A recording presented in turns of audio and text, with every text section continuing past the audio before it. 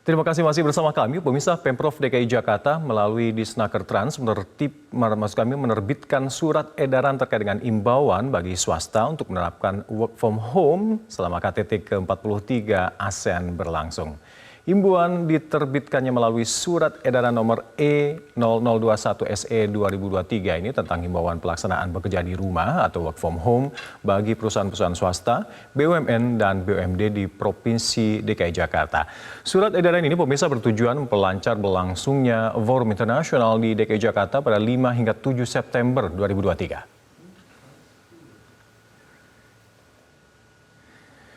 Kepala Dinas Naker Trans DKI Jakarta, Hari Nugroho mengatakan perusahaan dihimbau melaksanakan pekerjaan melalui kombinasi bekerja di rumah dan bekerja di kantor dengan menyesuaikan sifat dan jenis pekerjaan pada periode persiapan dan penyelenggaraan KTT ke-43 ASEAN. Surat edaran juga menjelaskan bahwa Pemprov DKI Jakarta akan melaksanakan rekayasa lalu lintas dengan melakukan buka tutup jalan di area tempat penyelenggaraan KTT ASEAN ini. Meski demikian, transportasi umum seperti MRT, LRT, dan Transjakarta akan tetap beroperasi.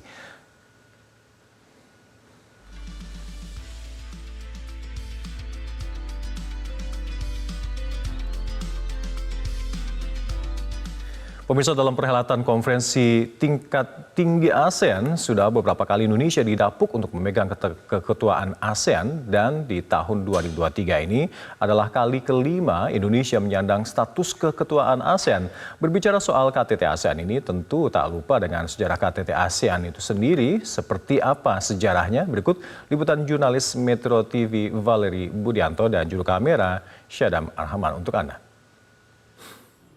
Indonesia terpilih sebagai keketuaan konferensi tingkat tinggi ke-43 ASEAN. KTT ke-43 ASEAN akan berlangsung selama 3 hari di Jakarta mulai tanggal 5 hingga 7 September 2023. Berikut akan kami jelaskan seputar ASEAN mulai dari sejarah berdirinya hingga pelaksanaannya. ASEAN pertama kali didirikan di Bangkok pada tanggal 8 Agustus 1967. Landasan berdirinya adalah Deklarasi Bangkok yang merupakan kesepakatan kerjasama regional di bidang ekonomi, sosial, dan juga budaya bagi negara-negara di kawasan Asia Tenggara. Awalnya hanya ada 5 negara yang menggagas berdirinya ASEAN, yaitu Indonesia, Malaysia, Singapura, Filipina, dan juga Thailand. Indonesia diwakili oleh Menteri Luar Negeri Adam Malik, Malaysia diwakili oleh Wakil Menteri Luar Negeri Tun Abdul Razak, kemudian Singapura diwakili oleh Menteri Luar Negeri Raja Ratnam, Filipina diwakili oleh Menteri Luar Negeri Narciso Ramos, dan juga Thailand diwakili dengan Menteri Luar Negeri Tanat Kaman. Nah, kemudian terkait dengan landasan dan juga berdirinya ASEAN ini dilatar belakangi karena adanya persamaan nasib antara negara-negara anggotanya, yaitu mereka semua sama-sama berada di kawasan Asia Tenggara, kemudian mereka semua sama-sama pernah dijajah oleh bangsa Barat, kemudian sama-sama mencegah pengaruh dari Amerika Serikat dan juga Uni Soviet, serta memiliki latar belakang kebudayaan yang sama, yaitu Melayu Austronesia.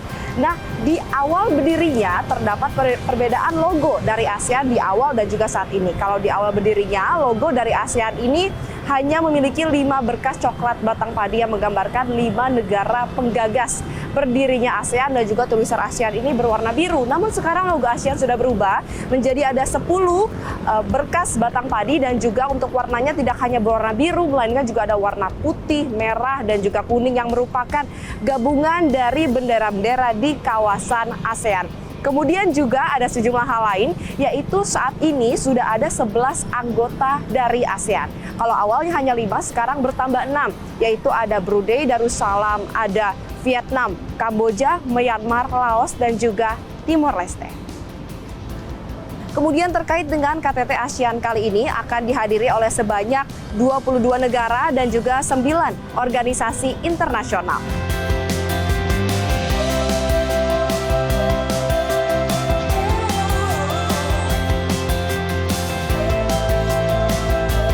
Dari Jakarta, Valerie Budianto, Syadam Arhaman, Metro TV. Sebagai salah satu rangkaian menuju puncak KTT ASEAN, ASEAN Bank menyelenggarakan investment forum untuk mewadahi aspirasi untuk memajukan ekonomi ASEAN yang relevan bagi ASEAN dan juga Indo-Pasifik. ASEAN Business Advisory Council atau ASEAN Bank menggelar investment forum untuk membahas perkembangan ekonomi ASEAN dan juga mendiskusikan potensi investasi di ASEAN. Co-founder and General Partner Alpha Venture Chandra Chan menyampaikan investment forum ini menjadi wadah untuk mendiskusikan topik terkait dengan pertumbuhan di ASEAN. Menurutnya pembahasan ini menarik karena dalam beberapa dekade terakhir ini pembiayaan infrastruktur yang terus meningkat ditambah dengan aliran modal asing yang masuk ke dalam negeri terus mencatatkan kenaikan yang cukup signifikan. Over the past decades, we have seen the infrastructure budget triple, FDI flows doubling, with export boosted up by rising of commodity prices and government mandated a downstreaming of the local production.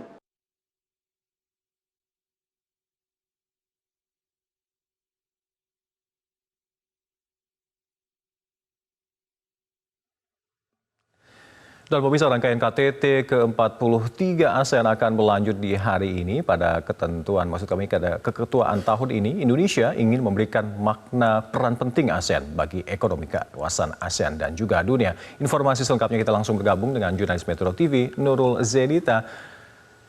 Ya, Zenita, di hari ini apa saja agenda dari KTT ASEAN?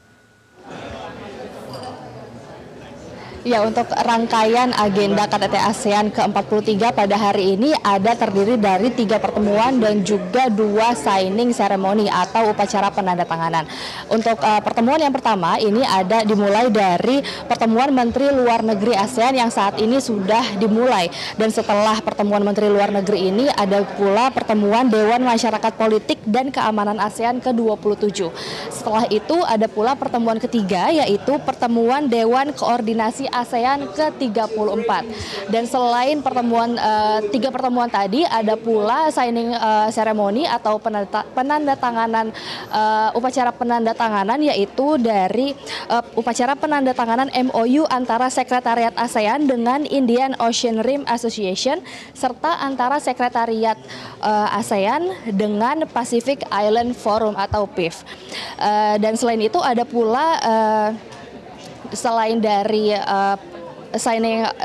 dari pertemuan dan juga signing ceremony ini ada pula launching newsroom ASEAN dari Kementerian Kominfo, Kementerian Komunikasi dan Informatika Republik Indonesia. Dan selain itu pemirsa, secara keseluruhan garis besarnya ini KTT ASEAN ke-43 akan membahas perkembangan dan penguatan kerjasama ASEAN dengan mitra eksternal. Jadi yang dibahas ini tidak hanya isu-isu internal di dalam ASEAN, tapi juga isu-isu penting dari luar kawasan ASEAN. Harapannya pertemuan KTT ASEAN ke-43 ini dapat menjadi landasan penguat kelembagaan ASEAN dari segi pembuatan keputusan yang efektif dan juga efisien. Dan rangkaian kegiatan KTT ASEAN ke-43 ini akan berlangsung sampai dengan hari Kamis 7 September mendatang. Sebelumnya kemarin pada hari Sabtu sudah terlaksana pertemuan Komite Perwakilan Tetap untuk ASEAN. Dan selain itu juga pada hari Minggu kemarin juga sudah terlaksana pertemuan pejabat senior ASEAN. Kembali ke studio. Ya, rangkaian KTT ASEAN ini akan berlangsung hingga Kamis nanti. Dari pantauan Anda agar rangkaian acara ini berlangsung dengan kondusif, adakah rekayasa lalu lintas yang diterapkan di sana? Ya, betul sekali. Memang selama rangkaian KTT ASEAN dari hari Sabtu kemarin sampai dengan hari Kamis mendatang ada Pemprov DKI bersama dengan Polda Metro Jaya ini menerapkan rekayasa lalu lintas, yaitu berupa buka tutup jalan di 29 ruas jalan di ibu kota. Dan memang sifatnya ini, rekayasa lalu lintas ini sifatnya sementara dan bisa saja berlangsung sampai dengan 2 jam lamanya. Dan pemberlakuan ini menyesuaikan dengan waktu para delegasi melintas dari tempat penginapan menuju ke venue ataupun sebaliknya. Dan adapun 29 ruas jalan yang diberlakukan sistem buka tutup ini ada di Jalan Sudirman, Jalan MH Tamrin, Jalan Gatot Subroto, Rasuna Said, Imam Bonjol, dan 24 jalan lainnya. Dan untuk itu para pengendara ini disarankan yang ingin melintasi ruas jalan yang ditutup maupun diberlakukan rekayasa lalu lintas ini, mereka disarankan disarankan untuk melewati jalan-jalan alternatif selain dari ruas-ruas jalan yang ditutup tersebut. Tapi sementara itu untuk kendaraan umum seperti Transjakarta ini pemberlakuannya masih sama seperti keadaan normal. Demikian. Baik, terima kasih laporan Anda Nurul Zainita melaporkan langsung dari kawasan Senayan, Jakarta. Kami akan terus menunggu update informasi dari Anda. Dan bagaimana pemirsa tanggapan masyarakat Jakarta dengan penyelenggaraan KTT ASEAN kali ini? Berikut laporan Anwar Fuadi dan juru kamera Rifki Adi dari Jakarta. Saat ini sudah ada salah seorang warga di sini, kita akan tanya-tanya terkait dengan ASEAN kepada warga. Halo Ibu, permisi, dengan Ibu siapa? Muja. Muja. Ibu, sekarang kan lagi heboh pertemuan begitu ya, pimpinan-pimpinan negara ASEAN. Nah, Ibu tahu nggak ASEAN itu apa? Mungkin kita ke ASEAN-nya dulu, Bu. Ibu tahu ASEAN itu apa, Bu? ASEAN kumpulan negara-negara di daerah Asia Tenggara. Antusias juga sih, karena juga beberapa perusahaan ya di sini yang aku tahu juga terlibat, terus juga bakal ada pemimpin-pemimpin negara yang akan datang, apalagi membantu sekali tempat-tempat kayak hotel. Kebetulan saya kan orang hotel ya, beberapa hotel ditempati dan Taman Mini Indonesia kita juga akan jadi puncaknya sebagai tempat untuk pertemuan finalnya ya, puncaknya. Tapi nggak apa-apa ya Bu, macet-macet dikit atau ada pengalian? Nggak apa-apa, itu kan demi kelancaran kita semua di sini. Tapi Abang tahu nggak ini KTT ASEAN yang keberapa, Bang? Kurang tahu ya yang keberapa, iya. Mbak Mel tahu nggak sekarang Indonesia lagi jadi tuan rumah KTT ASEAN? Sebenarnya saya kurang tahu sih Mas. Oke, jadi nggak tahu ya ini yang keberapa juga. Nggak tahu. Oke, tapi kalau ASEAN itu tahu nggak Mbak apa? Tahu negara-negara di Asia Tenggara. Oke, jadi KTT-nya ini kan jadi ada pertemuan gitu ya, delegasi negara ASEAN. Harapan Mbak dengan adanya KTT ASEAN di Jakarta ini gimana Mbak? Indonesia bisa jadi salah satu negara di ASEAN yang maju lah gitu, misalnya kayak Singapura gitu, Brunei gitu ekonominya. Jelajahi cara baru mendapatkan informasi. Download Metro TV Extend sekarang.